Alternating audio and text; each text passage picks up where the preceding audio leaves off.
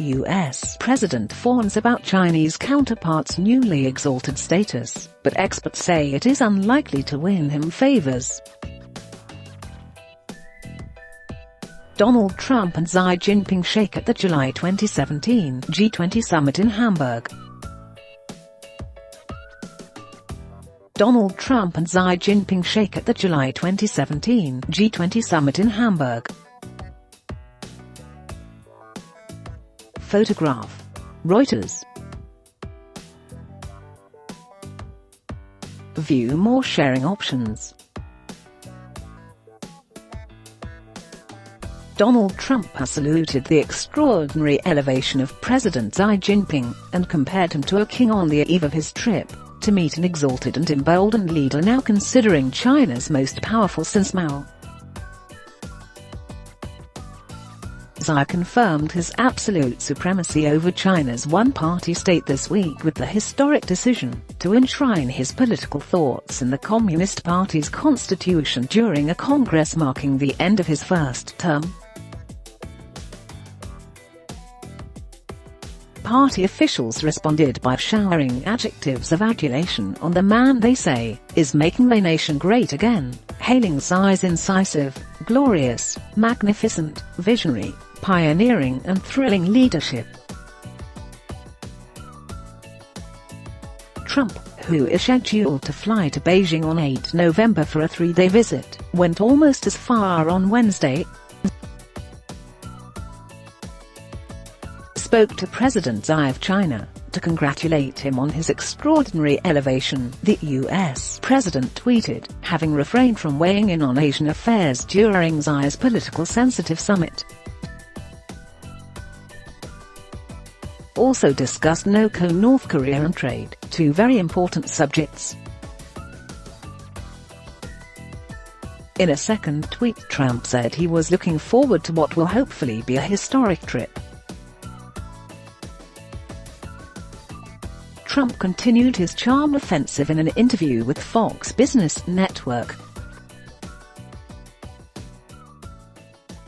"He's a powerful man," he told anchor Lou Dobbs. "Now some people might call him the King of China, but he's called President." Experts say Trump wants to butter up Xi before trying to strike a deal over North Korea during his visit.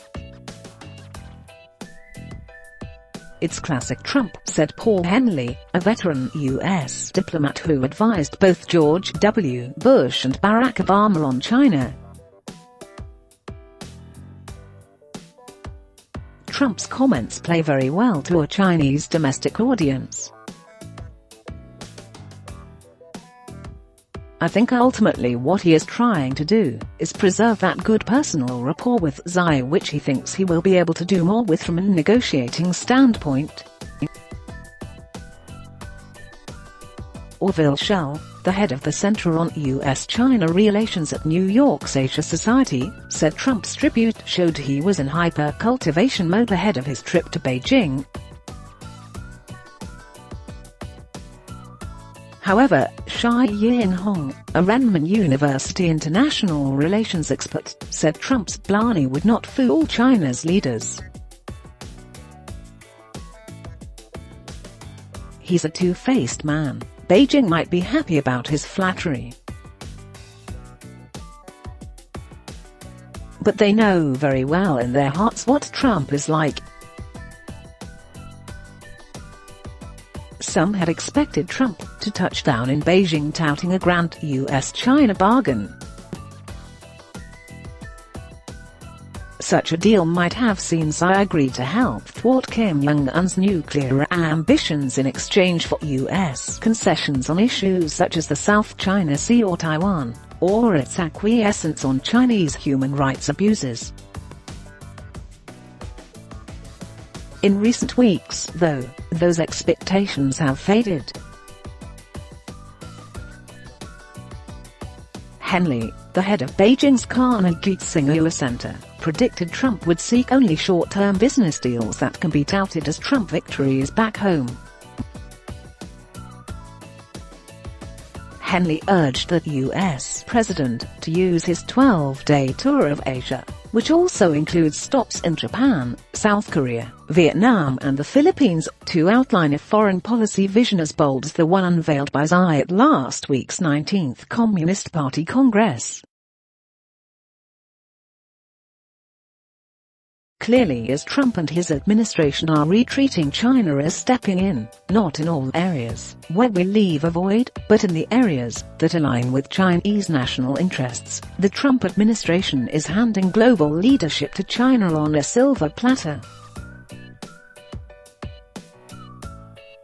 I hope Xi's speech is a bit of a wake-up call for the Trump administration, and that Trump uses his trip out here to put forward an equally ambitious agenda, Henley said, adding, "I have to say, I'm not optimistic."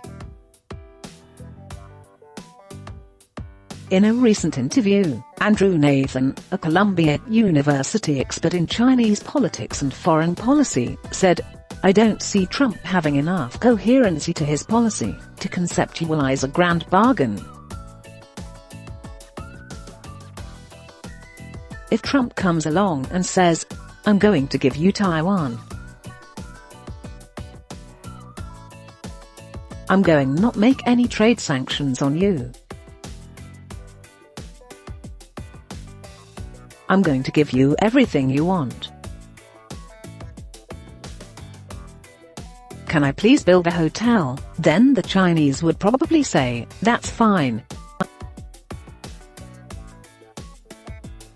We'll take everything.' But insofar as they would involve China meeting the US halfway, I don't think the Chinese would feel they needed to do that." According to the White House, Trump will spend 3 days in China as part of his Asian tour. He will take part in a series of bilateral, commercial, and cultural events, including meetings with Xi. On Wednesday, Trump's Commerce Secretary, Wilbur Ross, claimed Trump had built a much better rapport with Xi than Obama, and would arrive in China seeking good faith agreements. Ross admitted, it was unclear how Xi's lionization would affect US-China relations.